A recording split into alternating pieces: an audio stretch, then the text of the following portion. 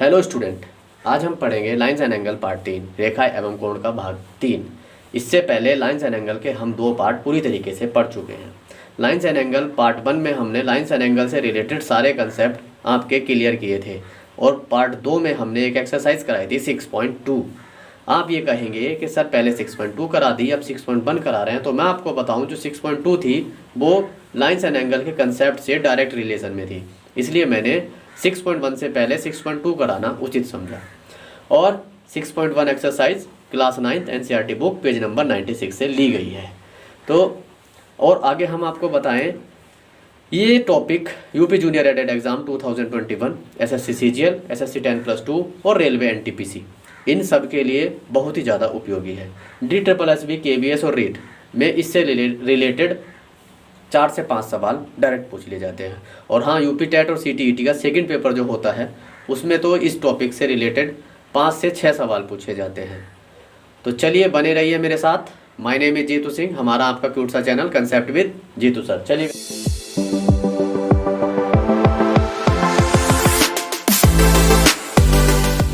Start करते हैं। पहला क्वेश्चन,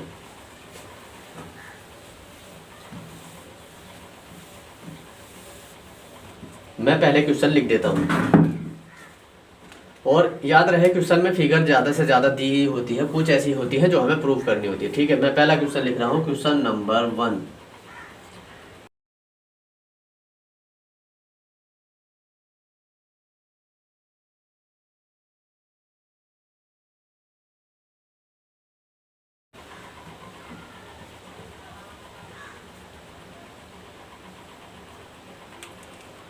देखो स्टूडेंट, ये क्वेश्चन दिया गया है और इसकी ये फिगर भी दी गई है। तो मैं पहले क्वेश्चन पढ़ के बताऊं।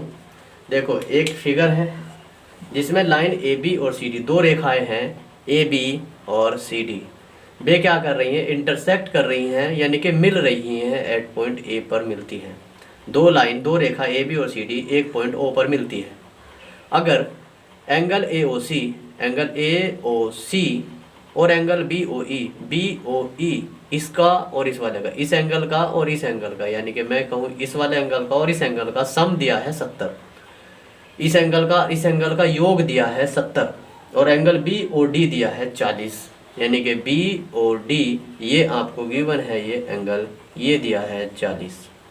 आपको फाइंड करना है BOE ये आपको बताना है। और रिफ्लेक्स एंगल COE का रिफ्लेक्स। अब मैं रिफ्लेक्स बताऊं तो देखो ऐसा है, ये C है और ये E है और ये O पॉइंट है, यही तो है COE। मैंने पूरा पार्ट यहाँ रख दिया निकाल के। अगर मैं बात करूं COE एंगल की तो एंगल होगा ये। अगर रिफ्लेक्स की बात करूं तो इसके बाहर वाला, ये वाला। अगर एंगल COE कहूँ तो ये होगा अंदर की तरफ, और मैं रिफ्लेक्स कहूँ तो ये होगा बाहर की तरफ। और आप जानते हैं कि पूरा पार्ट होता है 360। अगर मैं 360 में से ये वाला निकाल दूँ तो ये ही बच जाएगा, समझ गए ना आप? तो आप ये निकाल लो और उसमें 360 में से ये कम कर दियो। आई होप आप समझ गए होंगे। तो देखो क्या दिया है, क्वेश्चन को जमाते कैसे हैं। अगर आप एग्जाम में कर रहे हैं तो आप डायरेक्ट कर सकते हैं। देखो, इसका और इसका दोनों को दिया 70 और ये पूरा कितना होता है 180। 180 में 70 कम कर दो तो ये मिल जाएगा, और जैसे ही ये मिला 360 में से ये कम कर दो, रिफ्लेक्स मिल जाएगा। तो आप डायरेक्ट कर सकते हैं, लेकिन हमें पूरे कंसेप्ट के साथ करना है। तो देखो ऐसे करेंगे। क्या गिवन है? गिवन है angle AOC plus angle BOE equals to 70। ठीक, तो देखो ये पूरा एंगल कितना होगा, ये होगा 180 लीनियर पेयर से। इसे और इसे, इन दोनों को जोड़ के दे दिया 70, तो यही तो बचा फिर बीच में। तो मैं तीनों एंगल लिख लूँ, ये वाला, ये वाला और ये वाला। ये तीनों जोड़ के होंगे 180। तो लिखो एंगल AOC प्लस AOC लिख दिया। अब लिखो COE, एंगल COE प्लस ये वाला लिखो BOE प्लस एंगल BOE। तीनों को जोड़ूंगा तो 180 आएगा। अब AOC ये वाला और BOE दोनों दिए हैं 70, तो मैं यहाँ इन दोनों की जगह लिख दूँ 70 प्लस एंगल COE कितना है 180। तो एंगल COE कितना होगा 180 माइनस 70। ठीक भाई, तो एंगल COE कितना हुआ, 70 कम करेंगे तो 110। ये मिला। अब रिफ्लेक्स बता दो इसका, रिफ्लेक्स ऑफ एंगल सी ओ ई। तो सी ओ का रिफ्लेक्स मैंने आपको बताया था कि इसके बाहर वाला, और वो कैसे निकलता है 360 में से माइनस, क्योंकि पूरा एंगल 360, इस पूरे को देखो तो 360, लेकिन ये वाला कम कर दो तो ये मिल जाएगा तुम्हें, ये मिल जाएगा अगर ये कम कर दो तो, क्योंकि ये तुम्हारे पास आ गया 110 और ये पूरा होता है 360, तो मुझे चाहिए ये वाला जो डॉट कर रहा हूँ मैं। तो 360 में से कम कर दो, 360 माइनस 110, जीरो, और 6 में से एक गया 5, 3 में से एक गया 2। ठीक है भाई, 250 रिफ्लेक्स एंगल आया 250। जीरो और 6 में से एक गया 5, 3 में से एक गया 2। और अब क्या निकालना है देखो, अब आपको निकालना है एंगल बी ओ ई। बी ओ ई ये वाला बताना है आपको, ये बताना है कि ये कितना होगा। तो देखो मैं फिर से यहाँ कह सकता हूँ ये कितना होगा 180, इस एंगल से 180 होगा, और ये दे रखा है आपको 40 और ये दे रखा है 110, तो ये वाला और ये वाला घटा दो तो यही बचेगा ना, समझे? आई होप आप समझ गए होंगे। तो देखो ये वाला चाहिए तो क्या करेंगे, एंगल बी ओ ई। बी ओ ई कैसे मिलेगा, ये देखो पूरा 180 है, हमें चाहिए ये बीच वाला, तो ये वाले ये दोनों घटा दो तो कितना मिलेगा 180 माइनस कितना घटाना पड़ेगा 110 प्लस 40। एंगल बी ओ ई कितना मिलेगा 180 माइनस 40 और 150 कितना बचा 30। एंगल बी ओ ई आया 30। समझ गया भाई ये आंसर। क्वेश्चन नंबर 2 देखो, क्वेश्चन नंबर 2, क्वेश्चन नंबर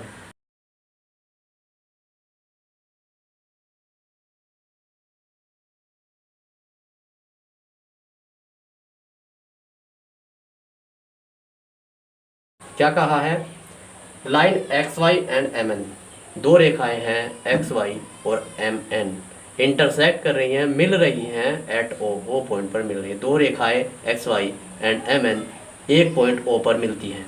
यदि P O by P, P कहाँ है भैया, P O by P O by ये एंगल 90, ये उसने हमें दिया पी ओ बाई, ये दिया 90, ये 90 का सिंबल होता है वैसे भी याद रखो।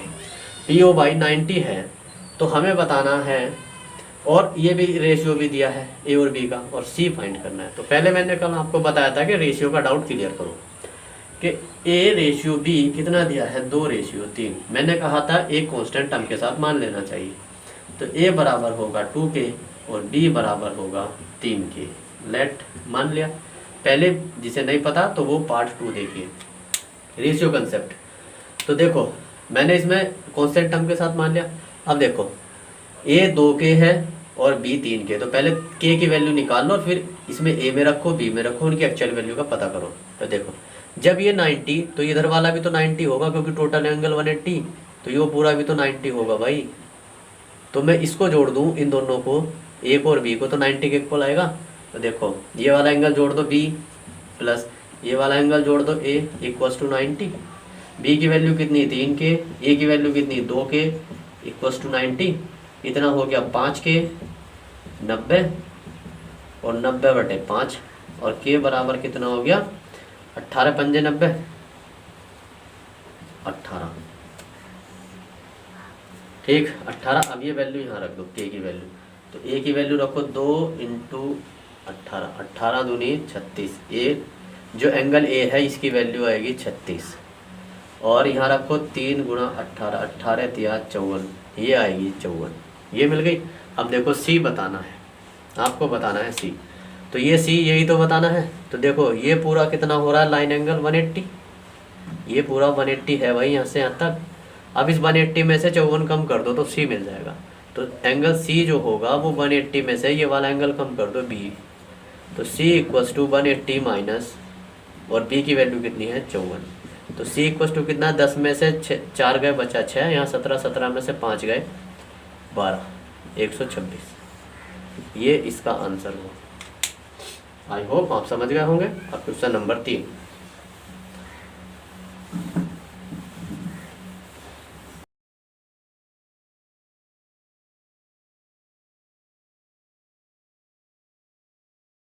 फिगर दी गई है।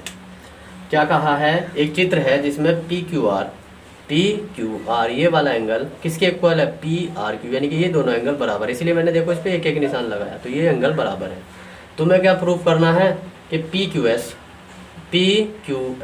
कि ये वाला एंगल और PRT और ये वाला एंगल, ये दोनों एंगल बराबर होंगे। आपको ये प्रूफ करना है कि ये दोनों बराबर होंगे।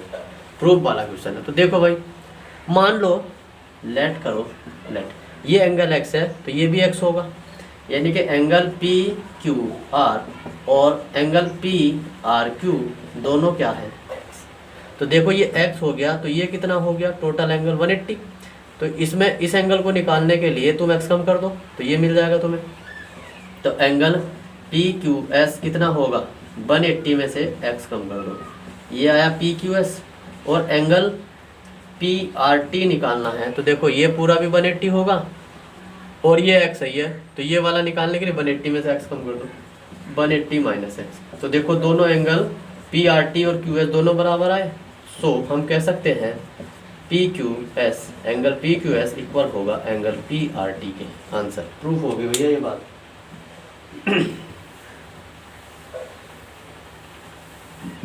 क्वेश्चन नंबर 3 हो।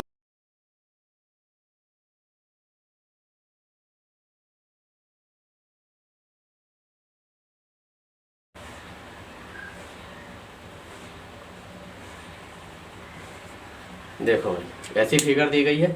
क्या कहा, इफ़ यदि x और y और WZ बराबर हो, यानी कि ये वाला और ये एंगल इसके बराबर हो, तो तुम्हें प्रूव करो कि AOB एक रेखा होगी। ये O है, AOB एक लाइन है। तो देखो ये कितना एंगल है, 180, यानी कि x प्लस y कितना आएगा, 180। और मैंने कहा W प्लस Z बताओ कितना होगा, W प्लस Z बराबर होगा 180। तो देखो जब ये एंगल इस एंगल के बराबर आ रहा है, यानी कि ये एक लाइन एंगल है और ये भी एक लाइन एंगल है, दोनों लाइन एंगल हुए। A180 को लीनियर पेयर कहा जाता है, लीनियर पेयर, दोनों लीनियर पेयर है और एक ही लाइन पर बन रहा है, तो इसका मतलब एक लाइन है। तो हम लिख सकते हैं दोनों एंगल, दोनों कोण एक रेखा कोण है, एक रेखा कोण है, इसलिए AOB एक रेखा होगी, AB एक रेखा होगी। यही तो बात है भाई, लाइन एंगल ही तो 180 होता। और जब एंगल 180 तो वो लाइन होगी, जब लाइन है तो एंगल 180 होगा, जब एंगल 180 तो वो लाइन होगी। तो यही तो बात इसने कही, ये एंगल कितना 180 इसका मतलब लाइन है, ये एंगल कितना 180 इसका मतलब लाइन है। तो हमने दोनों से बात प्रूव करके ये बता दिया कि AOB एक रेखा होगी। मैं मार्कर को थोड़ा सा इंक पिला देता हूँ।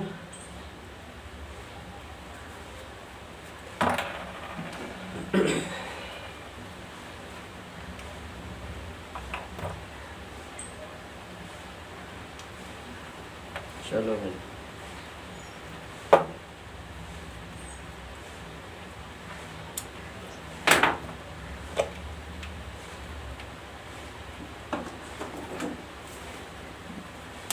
देखो क्वेश्चन नंबर 5 बहुत ही अच्छा क्वेश्चन है। क्वेश्चन नंबर 5 इसको रीड कर दो भाई।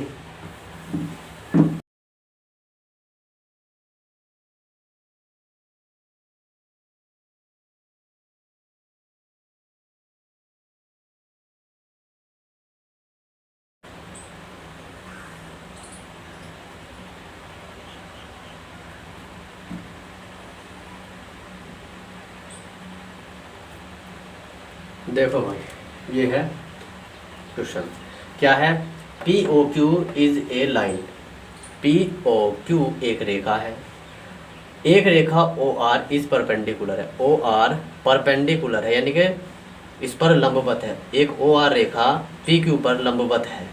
हिंदी मीडियम वाले मेरी बात को लिख लिया करें।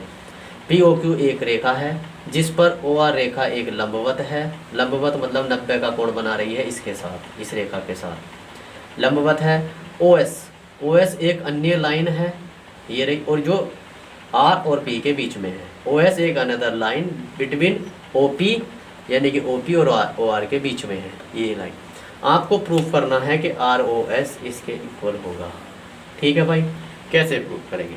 देखो मैं आज आपको प्रूफ करने का आसान तरीका बता देता हूँ। अगर मैं इसको 2 को यहाँ ले आऊँ तो इसका मतलब ROS एंगल 2 बार आया है, तो आप एंगल ROS और ROS 2 बार निकाल दो और दोनों को ऐड कर दो, तो ये प्रूफ हो जाएगा। ठीक है भाई, और रिलेशन इनसे होना चाहिए, तो आप आसानी से प्रूफ कर सकते हैं किसी भी प्रॉब्लम को। अगर थोड़ा उल्टा करके सोच लो, देखो ये 2 यहाँ ले आऊँ तो कितना आया होगा, दो एंगल ROS और जो बराबर होगा वो, तो यानी कि ROS एक बार और ROS एक बार आया होगा, तो 2 इक्वेशन बनाओ ROS की। आ गई बात समझ में? देखो कहाँ है ROS ये वाला है। तो एक बार तो मैं रिलेशन बना लेता हूँ इधर की साइड से और एक रिलेशन बनाता हूँ इधर की साइड से। तो देखो अगर मुझे ROS निकालना है तो देखो ये एंगल कितना है, ये एंगल, अगर इस पूरे एंगल में से मैं ये वाला एंगल कम कर दूं तो ROS बचेगा, यानी कि ये एंगल कम कर दो, ये पूरा एंगल है, इस पूरे एंगल में से ये कम कर दो तो यही तो बचा ROS, बस समझिए।